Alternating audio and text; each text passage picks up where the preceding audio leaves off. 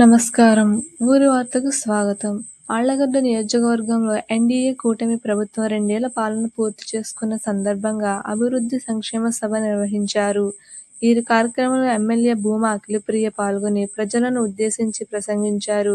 ప్రభుత్వం అభివృద్ధి సంక్షేమ కార్యక్రమాలకు ప్రాధాన్యత ఇస్తుందని, ఆళ్లగడ్డ నియోజకవర్గంలో రోడ్లు, డ్రైనేజీలు, త్రాగునీరు, విద్య, వైద్య రంగాల అభివృద్ధికి చర్యలు చేపడుతున్నామని తెలిపారు.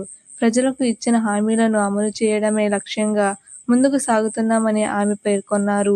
ఈ సందర్భంగా గత ప్రభుత్వంపై విమర్శలు చేస్తూ ప్రజలు అభివృద్ధి ఆధారంగా నిర్ణయం తీసుకోవాలని అన్నారు. ఈ కార్యక్రమంలో కూటమి నాయకులు, కార్యకర్తలు, ప్రజాప్రతినిధులు మరియు ప్రజలు పాల్గొన్నారు.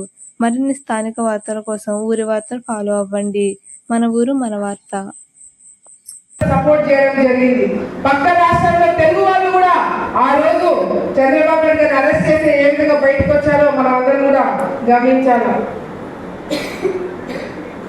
అంతేకాకుండా మనము అధికారంలోకి వచ్చిన తర్వాత ఎప్పుడెప్పుడు మనం మాట తప్పుతాము, ఎప్పుడెప్పుడు మనము తప్పులు చేస్తామని గుంటనక్కలాగా బయట కాచుకొని కూర్చున్నారు.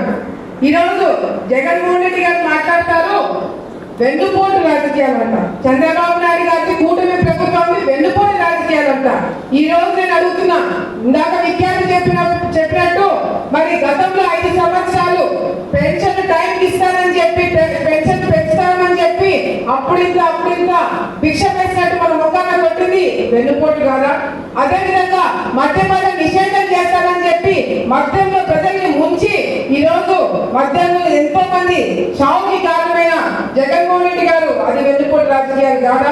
మరి ఎంతో మంది కార్యకర్తలని మరి ఇబ్బందులు పెట్టి, కేసులు పెట్టి చంపించి అది వెన్నుపోటు రాజకీయాలు కాదా? రైతులు రాజు చేస్తానని చెప్పి రైతు చావుకి కారణమైన జగన్మోహన్ రెడ్డి, అది వెన్నుపోటు రాజకీయాలు కాదా? మీరు చేసింది వెన్నుపోటు రాజకీయాలు. అదే ప్రజలు గుర్తు పెట్టుకొని ఓపికగా చూసి ఆ రోజు ఓటు వేసి గెలిపించి చంద్రబాబు నాయుడు గారి కూటమి ప్రభుత్వాన్ని గెలిపించి మీకు 11 కోట్లు పరిచారు ప్రజలని చెప్పే సంగతి మీరు అందరూ కూడా గుర్తు పెట్టుకోవాలా. మీకు వెన్నుపోటు పడుతుంది మేము కాదు, మీకు వెన్నుపోటు పడుతుంది కూటమి ప్రభుత్వం కాదు. మిమ్మల్ని ఏ స్థానంలో కూర్చోబెట్టాలి ఆ స్థానంలో కూర్చోబెట్టండి. ఇదే ప్రజల సంగతి మీరు అందరూ కూడా గుర్తు పెట్టుకోవాలా.